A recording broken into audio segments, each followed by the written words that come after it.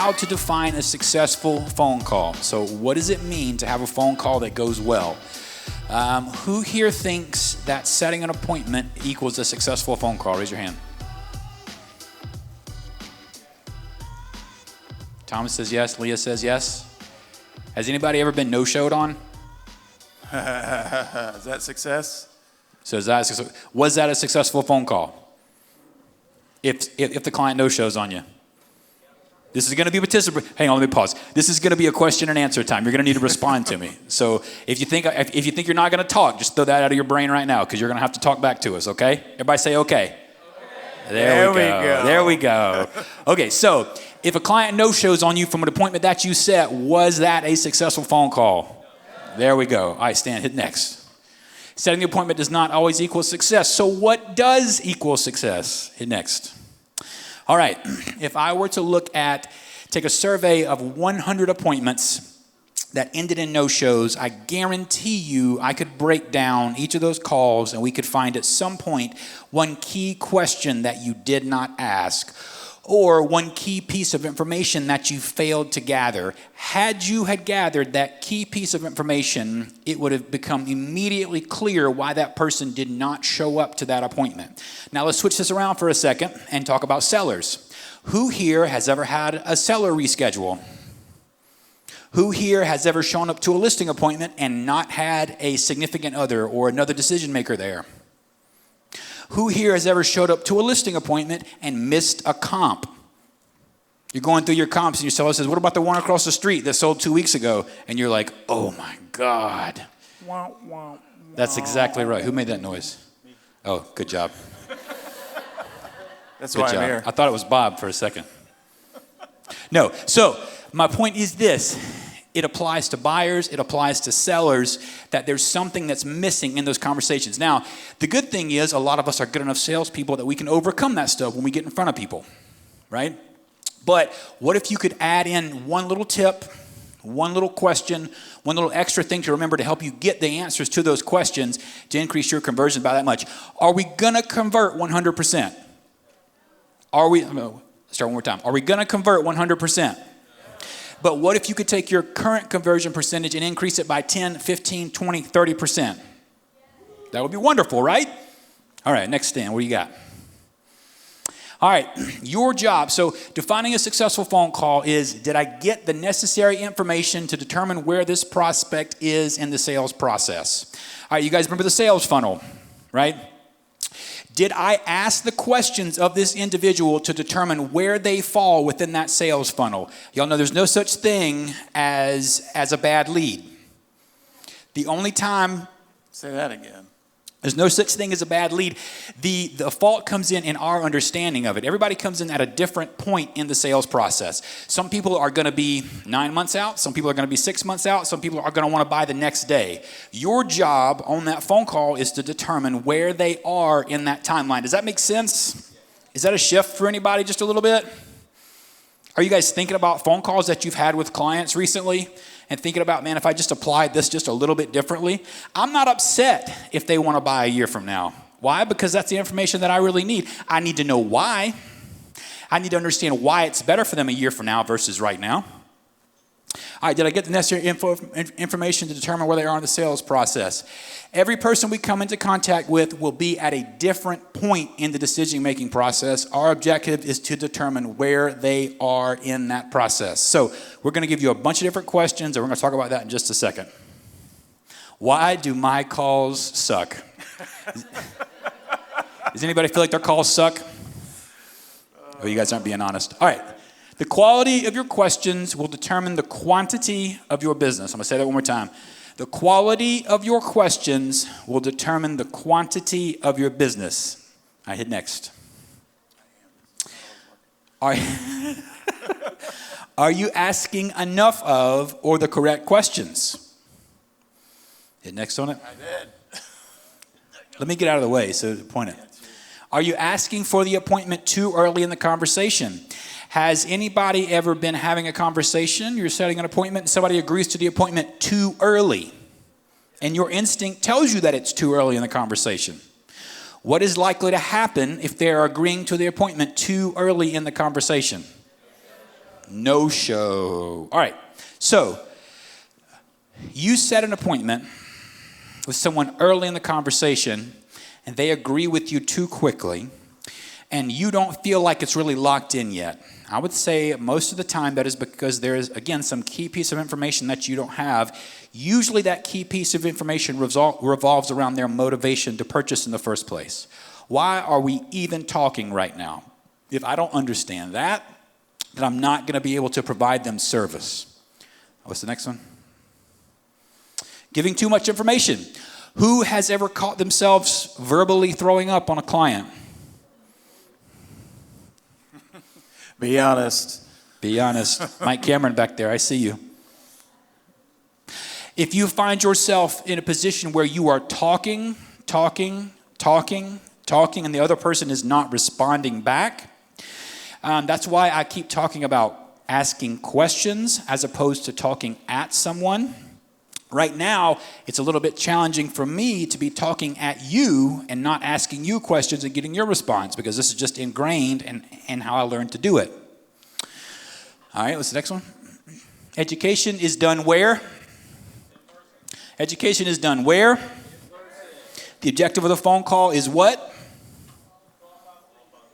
What does that mean, qualify the lead? Understand where they are in the sales process. Understand where they are in the sales process. It's not doing anything. Hit that next button. Here we go. I'll just drive here. Yeah, you should. All right. People will do business with you when they like and trust you. Stan's going to talk about build rapport. Yeah, so this is huge, and we've talked a lot about this today. One of the key things, and this kind of hit me yesterday at our top producer mastermind. One of our agents, Matt Seviar, actually, we went around the room. We were just kind of talking about what's working, what are we struggling with, and something that he said was very profound, and it struck me because when he said it, I was like, "That's what I do." And I didn't even realize it. It's just like, this is what I've always done, and this is what has worked. And what he said was, he doesn't really talk about real estate. He talks about some commonality. So he gets on the phone with somebody, and they mention something, homeschooling their kids. Well, he homeschools his kids. So immediately he grabs a hold of that, and he runs with it, okay? And so like this 15-minute conversation, 10 minutes of it is about homeschooling. Not real estate. And so what's he doing when he's doing that? And what are all of us doing when we're doing that? We're building rapport. And here's the thing. I think that sometimes we get so hung up on converting that we forget how to do it. We just think about the act of conversion and how I've got to convert this lead. I got to convert this lead. I got to sell them. I got to sell them. I got to sell them. Right? I got to win. I got to achieve the goal. And we forget how to do it. And we skip some of the most important steps along the way. And one of the most important steps is building rapport. And so you can't forget to do that. People will do business with you when they like and trust you, and you get them to like and trust you by building rapport on the phone. They'll do business with you when they believe that you can solve their problem in the way that they want it solved. So, how do you get someone to understand that you can solve their problem? What are the key steps in that? What do you guys think? Find out what the problem is. Who said that? Mike, you got to understand what their problem is. How do you understand what their problem is? Ask a series of questions. What if I ask one question and I don't really get the answer that I like? Do I say okay and I hang up and I move on? Ask a slightly different question. The same question phrased slightly differently. We'll give you some examples of that in a minute. When you can solve their problem in the way that they want it solved, that's a caveat there. That's a modifier to the end of that statement. They believe you can solve their problem in the way that they want it solved. So the way that you communicate this is you make it clear that you understand their problem, and then you give them maybe an example of where you had success with this in the past. So a good phrase here could be something I've had a lot of success with. something clients have gotten a lot of value out of in the past, something that clients have really found enjoyable, or something that's really helped out. Those kinds of phrases set that tone for this is not my first rodeo. This is not the first interaction I've ever had. I know how to do this, and I can help you do it too. And then the third thing, people do business with you when they like and trust you, when they believe you can solve their problem in the way they want it solved. And then, what's the last one? When they have the money. When they have the money. Do not forget about that one. When I was new, one of the things that I found out was a way to suss out a conversation pretty quickly, if somebody's a real prospect or not, is to start talking about money relatively early in the conversation. You start talking about finances, and that's going to, people tend to reveal themselves pretty quickly. All right, guys, so let's kind of get down to the nitty gritty. One of the things that I think we also often forget about in the process of trying to convert is that this is a conversation. So we're going to get into some scripting here in a minute. We're going to get into what I like to term more as a guide than a script. You heard Wally talking about you need to be planned, you need to have a script, and I completely agree with that. But he also mentioned a lot of times we come across scripted and robotic because we haven't planned appropriately. We haven't internalized it. We haven't studied it and internalized it to a point to where we know it, and it is a part of who we are, okay? It's when you do that that you can actually make this a conversation. Who in here, raise your hand, has ever gotten a sales phone call from somebody, and the second you answer it, they go into their script, and you entertain that conversation for, more than 10 seconds? Raise your hand. You have? That's unusual. Usually you hang up the phone. Usually you're done because you don't want to listen to that. You don't want to listen to the script. You're expecting it, you're anticipating it, and you're annoyed and interrupted by it. Well, that's just human nature. And so we have to recognize that, and we have to anticipate that, guys. So one of the best ways to combat this is to be yourself. And I want you guys to understand this. I skipped ahead. I want you guys to understand this. You guys have something to offer that no one else on earth can offer. Believe it or not. You are unique, and you have intrinsic value that somebody, and I would argue a lot of people, need, that only you can provide. And you have to be willing to believe that and accept that and offer that, okay? The people that we are calling, the leads, I love how Follow Up Boss positions them as people instead of leads, because that's what it is. We're dealing with human beings. We're dealing with people, okay? And when you come to terms with that, when you're prospecting, this gets a lot easier, I promise you. When you approach people from a human perspective, and you approach them knowing that you have something to offer them that they need that only you can give them, that changes everything. Okay? So you have to recognize that about yourself and believe that and bring that to the table. Let me ask you this question. How many of you guys have ever gone into a retail store like, I don't know, Lowe's or something like that, okay? And you're looking for a widget. You're looking for something. You're looking for some product, right? And you go into this giant store. You have no idea what aisle it's on. You walk into the store, and some sales associate comes up to you and says, "Hi, how are you doing today? Can I help you find something?" How many of you say no? I do. Every time. Even though I need their help, I say no. It's like I can't stop myself from saying no. I have to say no. I don't know what it is about that, but I always say no. And then I spend the rest, is this still working? Okay. And then I spend the rest of the time looking around for that person going, I really did need you. Why did I say no? Because I don't know where the widget is. I need to find the widget so I can get out of this place and go home. But it's human nature to want to say no. How many of you, when you're prospecting and the lead answers the phone and you introduce yourself and they in one way, shape, or form or another tell you no, Happens every time, or at least most of the time. So what is my point? You need to anticipate that, guys. You can't go into this thinking it's going to be different.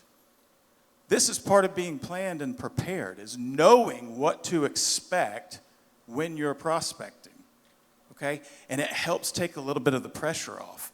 Because how many of you have gotten the rejection over the phone and then taken it personally? I have. If we're honest, we all have. Or we haven't made enough phone calls. But take that pressure off of yourself. They're going to do it. They don't even mean it. They're not even planning to do that necessarily. They're just naturally going to do it, okay? Their guard is up. Anticipate that. All right, this is a huge one. And this goes into making it a conversation. If I ask a question, even if it's a strategic question, I need to shut up and listen and let them respond, but then I need to base my very next response on what they just said. I can't just ignore it and plow right through and go to the next thing. That's when we become scripted and robotic, and people don't like it. And they don't like to respond to that. They want to get you off the phone even more, okay? So we have to base our next response on their response. Yeah, and this point is something that I feel like a lot of scripting training falls short on. This is something where I feel like we fail pretty frequently. And we get so big on teaching people what to say that we really ignore the fact that it really has to be a conversation, a call and response, a choose your own adventure book. If they say this, then they say that. If they say this, then I say this. Well, if they say this, well, then I go over here. And that's what makes it so challenging. If you're struggling with this is not easy. It takes a lot of experience to learn. And if you think, man, if I could just learn, the exact words that Matt Carnes says on the phone, or whoever else, pick your person. If I could just learn those magic words, and y'all, that ain't it.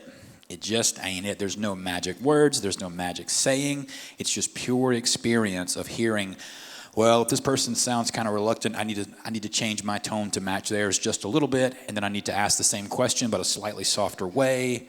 And for people who are really, really good at it, you probably don't even know you're doing it. You probably don't even know that you're doing it. But like I heard, I'm going to pick on Dina for a second because I heard her do this. We did role playing, and the way that her tone of voice changes when she goes from the qualifying stage of the conversation into the appointment stage setting of the conversation, into the appointment setting stage of the conversation, it's almost night and day. It's very conversational, it's very friendly, almost high-pitched into, okay, now it's time to get down to business. And that's stuff that takes that, it's not super challenge, or it's not super easy to learn that stuff. And the only way that you do learn it is by beating, this is going to sound rough, beating your head against the wall of the leads and failing until you figure out how to make it work. That's why role play is so important, guys. We don't want to practice on our money, like Jeff said earlier. We have to practice this stuff. And there's nothing like the real thing, but that doesn't mean we shouldn't practice, okay? You have to practice. It is going to help, okay? You notice the next point here is to listen in all caps and with an exclamation point. Like that, this is a big deal. Listening, I think we've lost the art of listening. Why are you shouting at us, Stan? World. Why is your What? Why is your PowerPoint presentation shouting at us with all caps? It's mad. I don't know. It's important. It's important. And we've lost the art of this in this culture, in this society. It's fast-paced. Everybody wants it now. They want it yesterday. They want it to be easy, right? And we lost this art of listening. And we talk about the importance of the relationship aspect of our business. We hear it over and over and over and over again. This is relationship. Listening. Paying attention to what people are saying. Okay? And so this is vital. You have to do this. This is crucial. This doesn't mean that your conversation has to turn into an hour-long counseling session, though.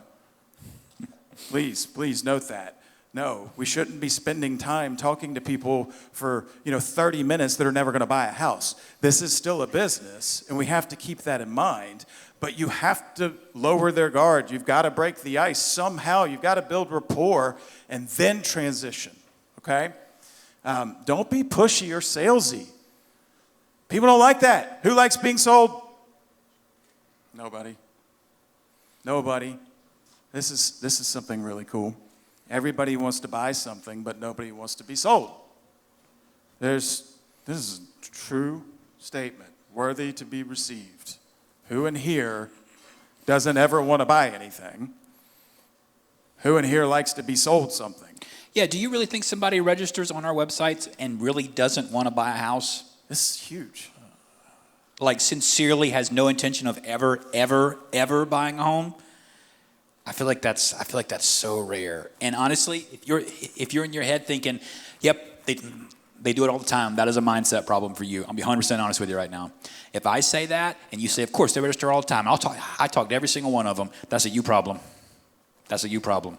So you got to shift it, man. You got to shift your attitude and you got to shift your mindset going into those conversations because it's just not the case. That's 100% accurate. Mindset is everything. And that, on that note, I'm glad you said that, David, because this is something that we all need to practice as well before we pick up the phone to start to prospect. Prospecting is the money-making activity, right? It's the engine. It's the money. It's the ATM machine for us. It is the money-making activity, prospecting. Like it or not, that's it. In this business, that's where you make the money, okay?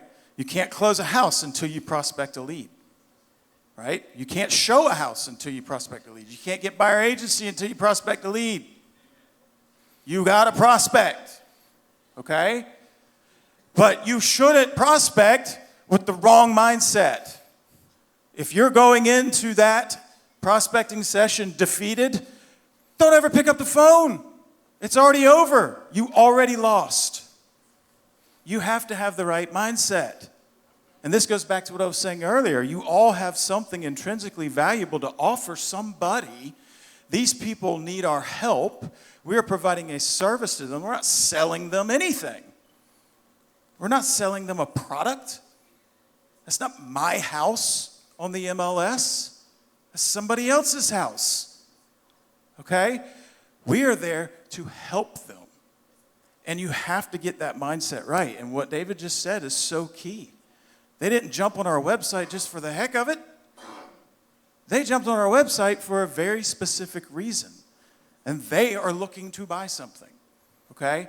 And we are the avenue to get them from this stage to keys in their hand.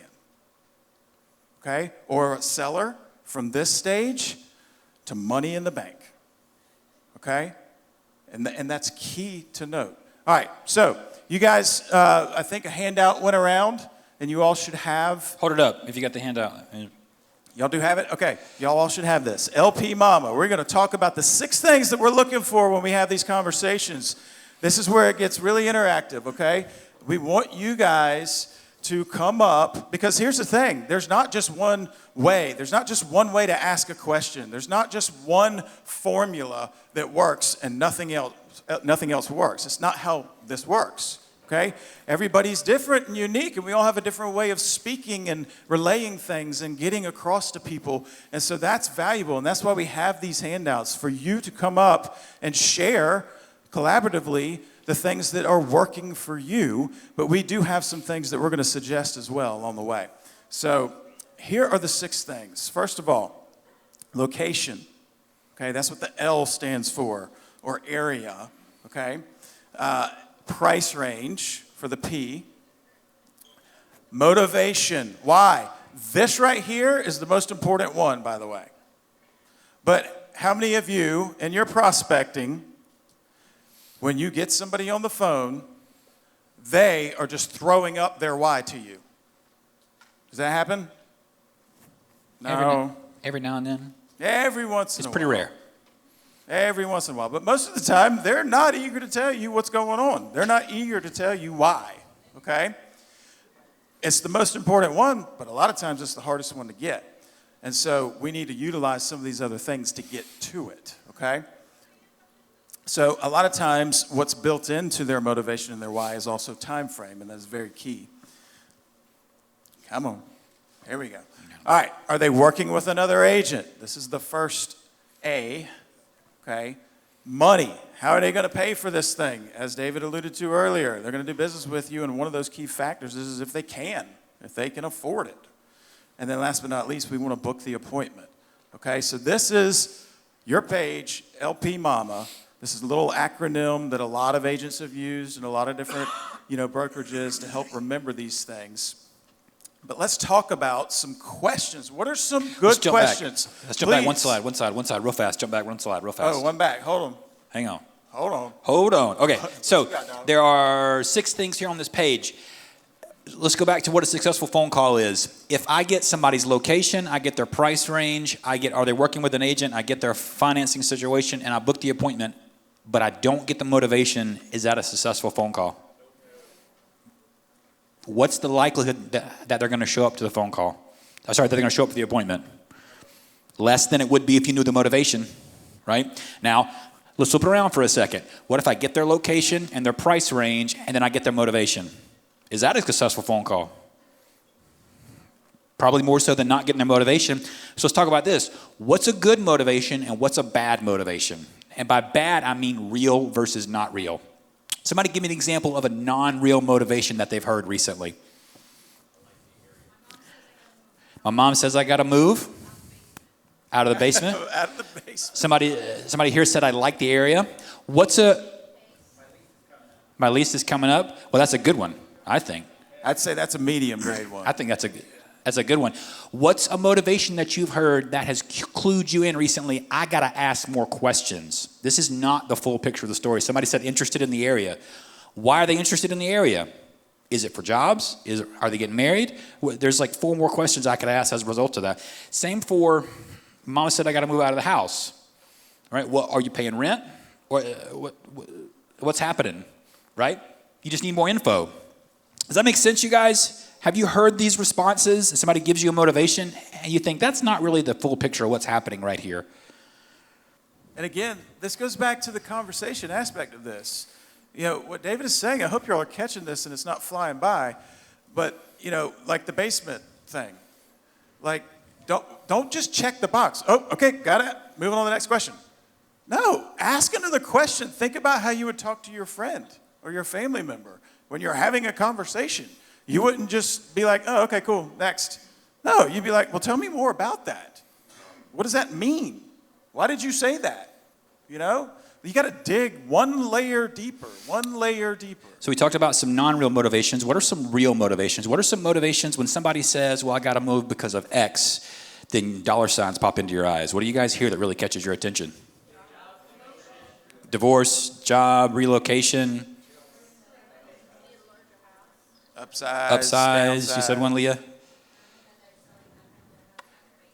They're selling a home, right? I hope you guys are taking notes, right? When you hear these things, your eyes should get as big as saucers when somebody tells you things like, I'm moving for a job, I'm selling a house because of going through a divorce.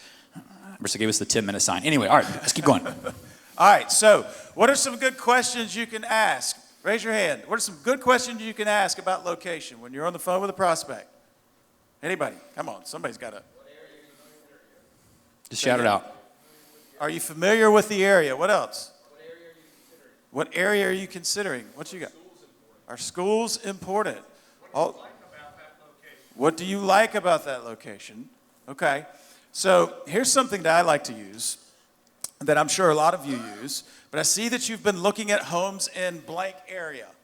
Fill in the blank. We know what they're looking at, right? Utilize the technology, utilize the database, call it out for what it is, okay? I see that you've been looking homes in blank area. Are there any other areas of interest, or is that the one? Is that all you're looking for? I see you've been looking at homes in Somerville. Would you consider other areas as well, or is Somerville it? Okay? Like that way you're identifying what they're looking at and you're giving them an opportunity to give you a little bit more.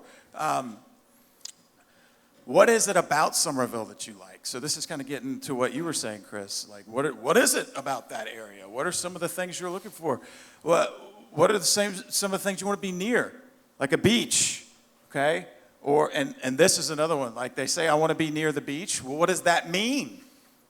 And what if somebody coming from New York might think that being near the beach is an hour drive? or an hour and a half drive. I've talked to many a lead that is moving from New York that thinks an hour and a half or less is near the beach. But then I've talked to several other people that are like, I want to step off of my back porch into the sand. Okay? There's a different levels of definitions here. Is there a certain school district? I heard somebody say that. Yeah, that's a good one. The interstate, the airport, downtown. Okay, there's a lot of different things. What about price range? Who's got a good Shout it intro out. question for price range? Just shout it out. What budget are you trying to stick within? Okay. Anybody else? Yes. What do you want your payment to be? Kind of a similar thing. How much are you looking to spend on a home? Okay. What are you comfortable? With? Is there a monthly payment or a price range Pre-approval? you're trying to stay within? Have you gotten a pre-approval? Like, do you even know what that is?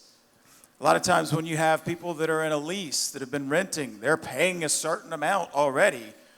And if you can uncover that, then you can uncover, hey, is that something you're trying to stay within? Or can you expand that a little bit for a home that you're going to purchase and own? Do you currently own a home? Are you renting? I just talked about that. Look at there. It's almost like you prepared before. I did prepare. I didn't even realize it. And are you, look at that. Oh, yeah. All right. And if they own a home, okay, so maybe they don't rent. Maybe they do own. Well, we need to find out if they need to sell it first. Are they local to the area? Even if they aren't, that could be a potential referral, right? So we always want to be asking these questions. There's no wrong answer. It's just going to lead us to something deeper into the conversation. And do you need to sell your home in order to buy? Okay? If they are renting, when is that lease up? I can't tell you how many buyers I've helped that have a certain time frame in their lease, even 10 months. I even helped somebody that literally just signed a 12-month lease, and they were willing to break their lease in order to purchase because they saw the value in that. Okay? Present the opportunity and the options there. What about motivation and why? Anybody? Okay. What brought you to the website? So what has you looking at the moment? What's brought you to the website? What's got you thinking about making a move? You're not necessarily going to go into this conversation and say, well, why are you moving? Right? I mean, you could. That'd be interesting You results. could. I mean, But again, we're trying to make it a conversation and build rapport. It might not be the best way to do it. What brings you to the site? I think somebody said that. What are your plans for making a move? Okay. Yep, we got 5 minutes. We You got a better boogie roll. stand. All right, we're just going to keep going here. Let's keep rolling. All right, so what's your story? What's going on? All right, time frame, when, which is a piece of the why. A lot of times their why will tell you this, okay? So when are you going to be starting that new job, okay? I can't tell you how many times I've heard agents not ask that follow-up question. Say again? When's the baby due? When's the baby That's due? right. Yep. Or how many of y'all talked to a lead that said, yeah, when Junior's out of high school, then we're moving to Charleston or whatever. Well, like, when is that happening? Like, when do they graduate this year? Is it this June, or is it 2 years from now? Or like, we need to know these things, right? When are you planning to retire? Okay, I love this. This question got me so many appointments. If we were to find a perfect home at the perfect price, would you be ready to make a move right now? Is there anything holding you back from doing it right now? If we found the perfect home at the perfect price, that's a killer question to ask. How soon are you looking to make a move? Okay? Working with an agent. Can anybody tell me why this is a great question to ask? Say it. Everybody talk at one time. That's fine. That's true. What? Say. It saves time. Well, just because somebody says they're working with an agent, does that necessarily mean that you got to bail? You're done? Don't assume they're telling the truth. Exactly. Have you signed something? Well, what if they signed something, but the something that they signed was the broker's relationship document? I mean, that's not an agency agreement, is it? Are you committed to that Are you agent? committed to that agent? So if you're working with an agent, what brings you to my website? Don't they have a site? That's a good question to ask. That's a good one. Can we discuss the value that I can add? This is a great question to ask because a lot of times, especially in a market like we're in right now, where a lot of agents are leaving the business, a lot of agents are struggling in the business, they might not be giving great service, okay? And that gives you an opportunity to step in and save the day, okay? So we definitely want to be asking this question, but we also don't want to be crossing any, legal, ethical lines either, okay? I'm just going to pop through this. Money. We definitely need to ask these questions, like you said, David, and sometimes sooner in the conversation to kind of get to brass tacks. This is a great way to ask the question: are you going to be paying cash, or are you choosing to finance a portion of this? And if they go into finance, then hey, have you talked to anybody about that? Okay, have you already spoken to someone about that? We've got some great partners with Interlink. As a matter of fact, I recommend, instead of just saying, I'll get somebody, that if you've already got a relationship with one of the Interlink loan officers, use their name, personalize it. I work with a gentleman by the name of Chris White. He's with this company called Interlink Mortgage, and he's awesome. And he's got local knowledge, and he's available, and he's a really cool dude, man. What time can I have him reach out to you? Okay? Whoa, what did just happen? Oh. They shut us down. And then finally, 1 minute. book the appointment. Sometimes I think we fall prey to this. We have a good conversation, we get a lot of good information from folks, and then we forget to ask for the appointment. Yeah. You got to ask for the appointment. I'm going to give my appointment script, and that'll be one of the last things. So if you have done the training call with me, you probably heard me say this, but I say, hey, I really appreciate whatever. I think the best thing to do would be for us to get together, take 10, 15, 20 minutes so I can better help you understand the process. I'm going to show you how I'm going to save you a bunch of time, a bunch of headache, and a bunch of money. I meet new clients on Mondays, Wednesdays, and Fridays, sometimes in the evenings because I know people work. Which one of those days works better for you? That's really hard to say no to. That's really hard to say no to that. Well, I don't know, I got to wait and see when my wife gets home. Perfect. Well, typically does Wednesdays or Fridays work better for you guys, right? It's really challenging to say no to that. Think about when you call the doctor, when you call the dentist, your CPA, your attorney. They don't ask you necessarily when you want to get together. They tell you the dentist has these couple of times. Now, if I say I meet new clients on Mondays, Wednesdays, and Fridays, and somebody says, can you do Saturday? Do I say no? Sorry, you're out of luck? No. I say, I think I can make it work. I think I can squeeze you in. I think I can make it work. That's my appointment script. That's good stuff. Hey, guys, thank y'all so much for hanging in there with us.